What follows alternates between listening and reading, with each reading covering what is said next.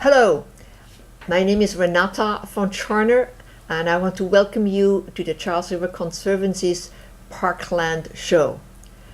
And we are going to talk about something that is absolutely at the core of the Conservancy's work and is very important for the Parklands, and that's our stewardship or volunteer program. And I want to welcome our guest today.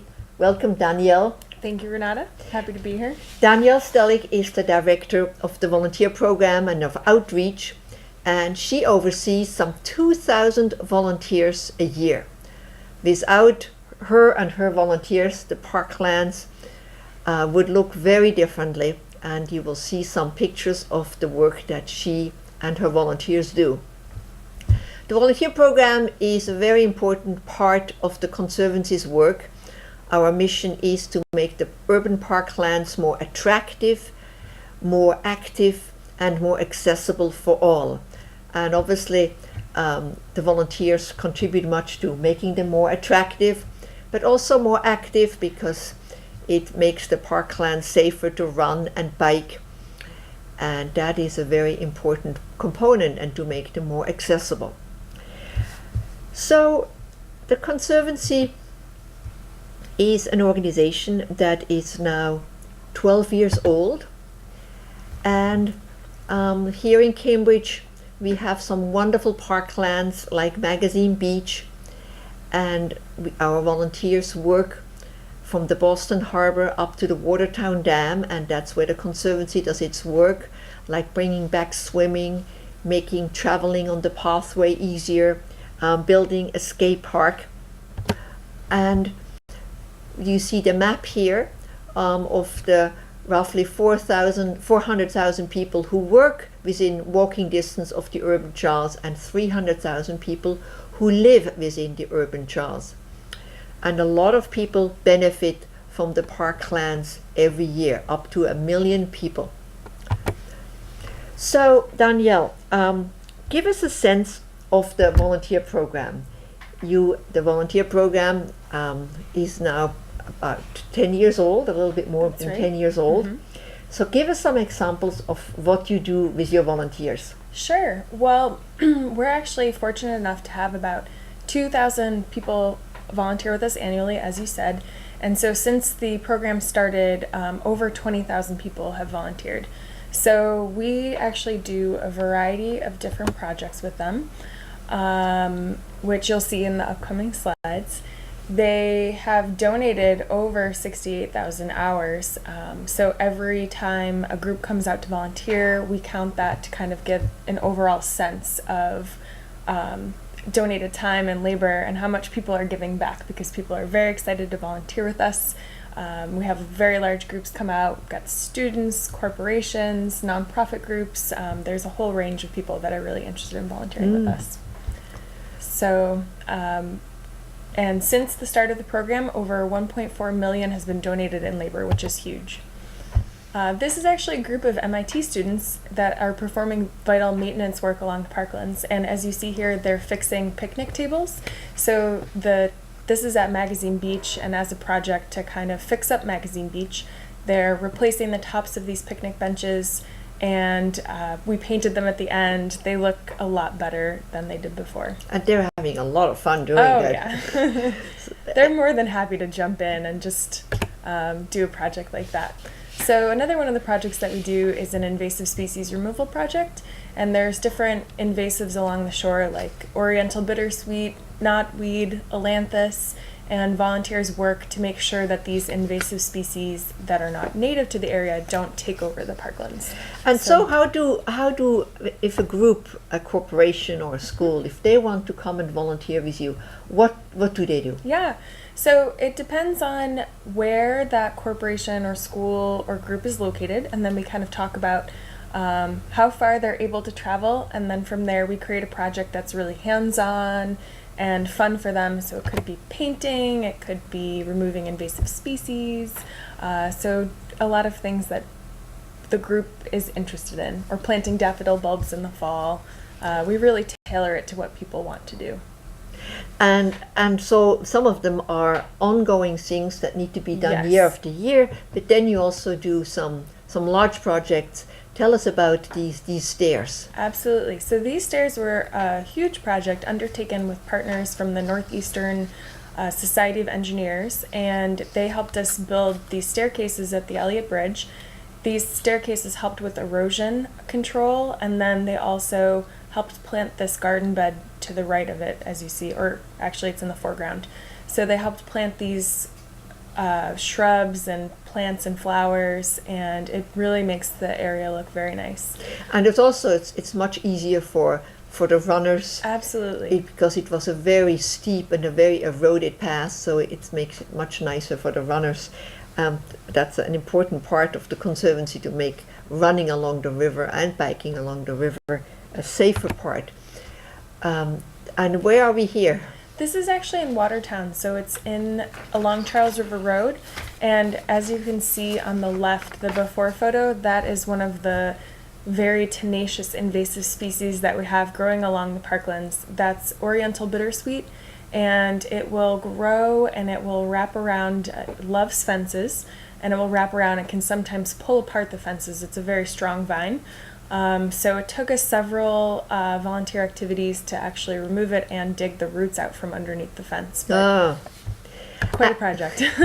And Earth Day is always a very important day in the volunteer program. Tell us about Earth Day. Yes, Earth Day is huge with the Conservancy. Last year we had about 700 people volunteering, and we partner with a number of different nonprofit organizations to coordinate it, and it goes along the whole 80 miles of the Charles River, and there are thousands of people out on the Parklands picking up trash. So the 700 people are the people just that you Yes. personally oversee, Yes. mostly on the Cambridge side, a few on the Boston side. Yes, that's correct. Mhm. And so we organize about 700, but there are thousands organized throughout the whole program. And this is these are a couple shots of people picking up trash on the Cambridge side. Sometimes you find unusual objects like that rusty metal on the right that he's holding. This is the Cambridge Boat Club group. They had a lot of fun. They sent us some photos of what they found and of their cleanup day. So they've been very active volunteers for Earth Day every year. Yeah. And there's one particular activity along the river that you get a lot of requests for. Yes. And I'm thinking of the daffodil planting. That has been a really amazing program. Absolutely. We've gotten hundreds of volunteers for daffodil bulb planting, and since the start of daffodil planting, I think we've had about 800 to 1,000 people helping us. So this is the 4th year, and we've planted about 40,000 daffodil bulbs from Cambridge all the way to Watertown. Yeah, So, it started with the 10th anniversary. We planted 10,000 for the first year, and because it was such a success, we just kept going. And I know you're being inundated by people who want to do it. They love it. So these are a couple more photos of people planting. On the left, again, we're at Magazine Beach, and then on the right, the Community Charter School of Cambridge helped us plant daffodil bulbs on the Cambridge Parkway. And the wonderful thing about the daffodil planting is that people have fun doing it, Yes. and then they can go and see the results. The springtime looks beautiful on the Parklands. It's all whites and yellows, and they come up in early spring, so we get a lot of emails and a lot of pictures back of people and the places that they planted. They'll always go back to visit, so it's very nice. So if you are a big daffodil fan, or you have a group at work, so get in touch with Danielle very soon. So there are some other tasks that your volunteers do. Yes, they are great weeders. This is a huge garden bed in front of the pool at Magazine Beach. I don't know how large it is, but they've weeded that entire thing. You can see the before picture up on the left, and then on the bottom right, that's the after picture. So they are great at helping us weed, and then also at planting. So we've planted at Magazine Beach, and then these are photos. There's a beautiful memorial garden in Herder Park that we're planting in that bottom photo. Now, if you have just joined this program, you're watching the Charles River Conservancy Parkland show, and with me is Danielle Stehlik. And if you missed the beginning of the show, or you would like to see previous shows, you can go to YouTube and to our website of thecharles.org, where you can see this show and other shows.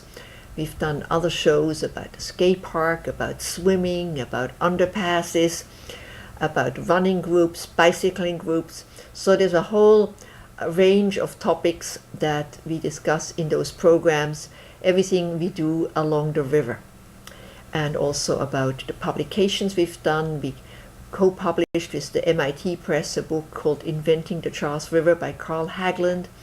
We published 2 volumes of river stories with watercolors and writings by local authors. So all that you find onto YouTube.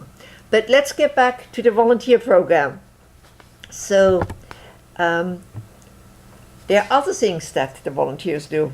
Yes, our volunteers are very active, and painting is one of my favorite activities. I usually come back to the office covered in green paint, and so you know when I've been out painting. But we paint several miles of railings yearly along the river, either touching up paint or just giving a whole fresh new coat. So keeps them looking very nice and green. Now, these look like all wonderful summer activities. What do you do in the winter? In the wintertime, we do a lot of tree pruning. So the tree pruning activities, let's see. This is the BU group, BU APO, and they were fantastic. And we pruned a lot of those trees that were kind of dead and stuck together, and they are doing fabulously now. So tree pruning is also a great activity, and it keeps you nice and warm in the wintertime. Yes, you sometimes have waiting list because there's so many people who want to come and prune the trees. So how do you teach them how to do that? Yes, at everything that we do, you don't need previous experience. You can come out and volunteer, and we talk about our project for the day. We talk about what we'll be doing, how we'll do it, and then we do pointers during, and of course it's very hands-on, and we learn as we go. Mm-hmm. And all these parklands, they're owned by the DCR. Yes. So tell us of how you work with DCR, and I think you need permits, and they come and pick up. They do, and so it's great working with DCR. We talk to them about the projects that we're doing, and sometimes we say, oh, we'd like to do a project here, but they really need help in another area, and so we talk about that. And then after every project, they come pick up all the compost or any trash and things like that. And so it's a nice collaborative relationship. They loan us tools when we need. It's great to work with them. Yeah, and your tools are at their maintenance headquarters. Yes, they're at their storage facility. So it's a nice relationship like that. Here's another tree pruning with even some snow on the ground. It can be quite a challenging activity. It was a little chilly, but it was fun. This is one of the areas that we're doing a lot of work at recently. It's Magazine Beach, which is in Cambridgeport. And as you can see on the right, she's sweeping up what looks like charcoal, and Magazine Beach has become a destination for weekenders and picnickers. So there's often a lot of charcoal and refuse from people camping and picnicking. Well, not camping, from picnicking and enjoying the pool there. So that's a lot of what we find. But Magazine Beach, there's always something to do, and we hope we leave it a lot nicer than when we went in. On the right are some CAP, Community Action Project, youth picking up trash throughout the park, and so we found a lot of trash after 4th of July. So you have mentioned and shown pictures of students, Yes. of adults, but you also work with young people. Yes.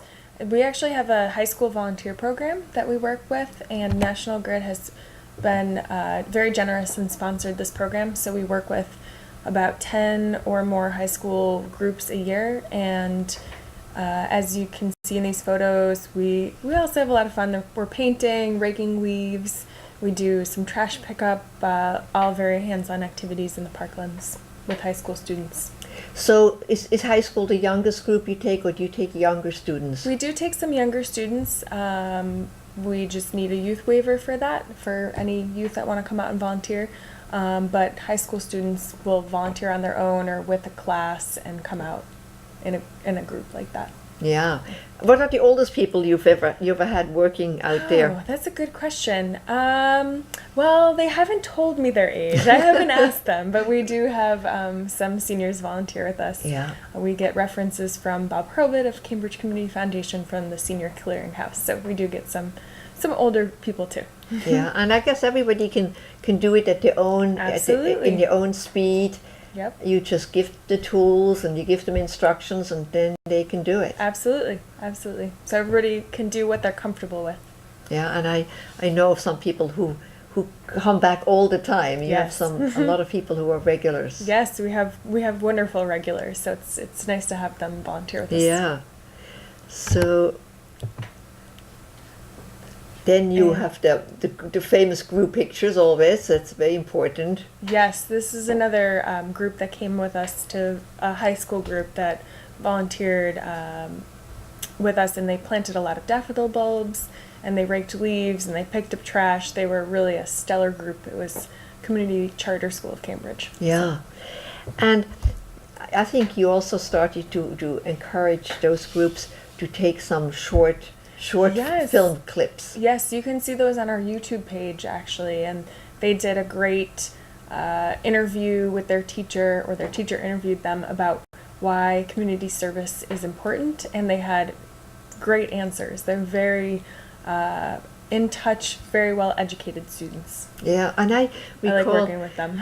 one student, I think, wrote an essay about volunteering, and then got an award from the Rotary Club. And That's true. So that is definitely a good way to do something and to learn. Absolutely. So tell us also, when you have a volunteer program, what is the educational component that you add to the volunteer program? Well, we talk about the history of the Charles River and how it's changed through man-made changes throughout time, and then we also talk about the ecology of the river, and we especially talk about that when we're talking about invasive species and how they change the ecology and what we can do to kind of ameliorate it. So we talk a lot about that. And there's one group that you sometimes also partner with, a group that comes from the water, the Charles River Yes. cleanup boat. Yes, they're a great organization to work with. Any trash that you have on land will end up in the river, and it's great to work with them because they take out a boat every day during the warm months, and they'll scoop up all this trash in the river. So it actually makes the river look a lot nicer. Yeah, and part of the volunteer program is also recognize the people who do the work. Absolutely.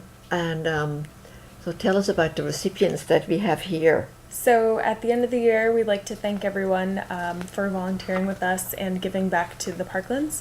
On the left, there's Representative Marty Walls, and Commissioner Lambert actually came out to give out all the awards, so it was nice to have him as well. On the right, Mike Abram is from Data Zoo, and this is Renata giving him the award. Oh, it was a sunny event, and here is Tom Nichols from the cleanup boat. And this is all the staff that is very helpful on the ground, as well as the commissioner from the Department of Conservation and Recreation.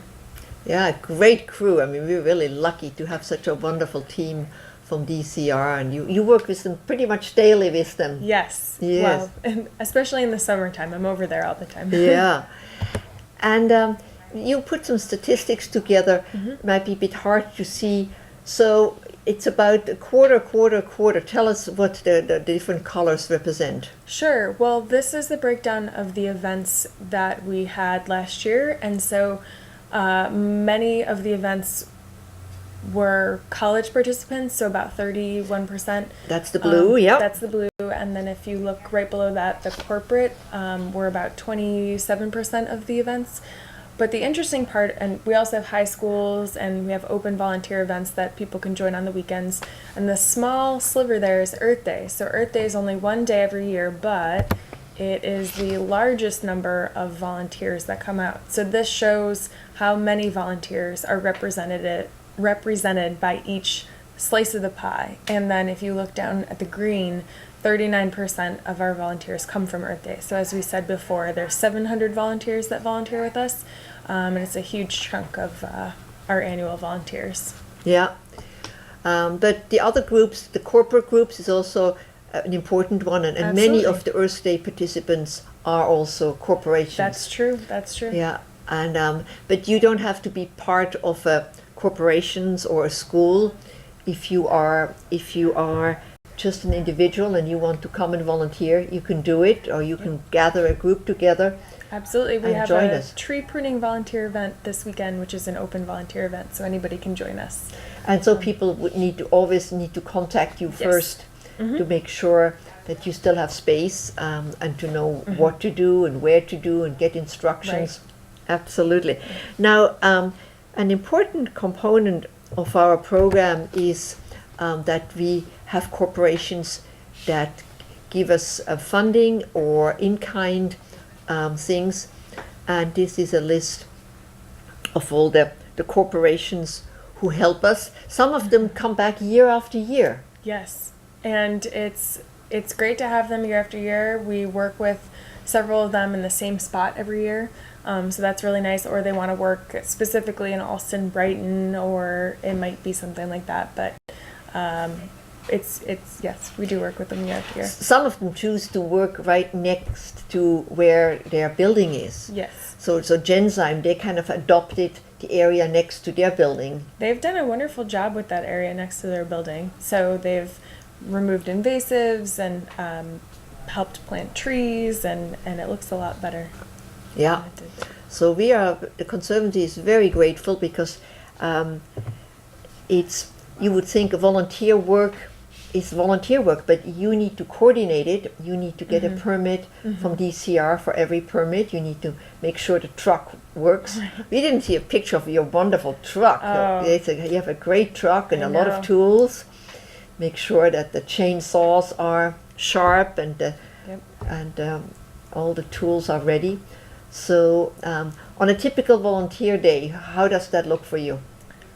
In terms of time, you kind of get your truck ready and all the tools and Yes. So I get the truck at about 7:30 in the morning, and then I load up with all the tools, and I get to drive this fantastic dump truck around, which is the envy of every 5-year-old in Cambridge. And then we go to our spot and kind of unload, set up, and then put out all the material for the volunteers and wait for them to come. So it normally starts at 9 o'clock, a volunteer event, and then how long does it go? We usually do it for about 3 hours, from 9 to noon. We're definitely flexible and can do a volunteer event for the afternoon as well, 1 to 4, something like that. Yeah. And in addition to corporations, there are also foundations that support the volunteer program, and they are absolutely crucial. You have mentioned the National Grid Foundation and the Belzikin Family Foundation, Pierce Foundation, the NLT Foundation. So they are absolutely important to make our work possible. Yes, and we're lucky enough that the Belzikian Family Foundation funded a raised garden bed project in Watertown. So we're excited that that project is underway, and that hopefully we'll have some raised garden beds in the springtime. So that's exciting. Yeah. And explain why the garden beds will be raised. They'll be raised for, well, a number of reasons. Part of it was aesthetically pleasing, to kind of make an area away from the rest of the paths and things, something that would be maintained, something that would be a visiting area and a focal point. It'll also have benches incorporated into it, and we will have some edibles in there. So it was important to make sure that the soil was so you're raising not it contaminated. up. Yes. Yeah. Very good. And there are a lot of different partners that you work with. I think you listed some of them here. The most important one being the DCR that you work with every day, and they are really wonderful partners. These are, I'm sure, just a few of them. We have many more people to thank that we work with on a regular basis, and we're just very thankful for our community partners, and these people have worked with us on a regular basis to help us complete some great projects along the river. So Great. Now, I remember, I think it was during your job interview, I asked you, can you lift? You had to lift Yes. the back of the truck. That is that's a tough job. yes, it's about 50 to 75 pounds, I think. So that I think was my final part of my job interview. Is Logan took me out and said, "All right, if you can lift it, the job's yours." So Yeah. Well, it probably keeps you fit being out there. absolutely, Yeah. that's the best part. And you sometimes have some interns from MIT and Harvard Yes. and Northeastern who come and help you. Yeah. Then you have large groups. We've been lucky to have great interns work with us, and that have also really enjoyed being outside and doing the volunteer projects. So Great. it's been great. Well, Danielle, we all know you do a great job Thank you, because we Renata. see the results out there, and you're doing it with a great spirit and imagination. So thank you for giving us an idea. And our next image will show how people can get in touch with you. Yes. As an individual or as a school, as a group. Feel free to get in touch with Danielle, and she will take good care of you. She will find the job that is right for you. She will find the place that's right for you, and you'll have a lot of fun. Thank you, Danielle. Thank you.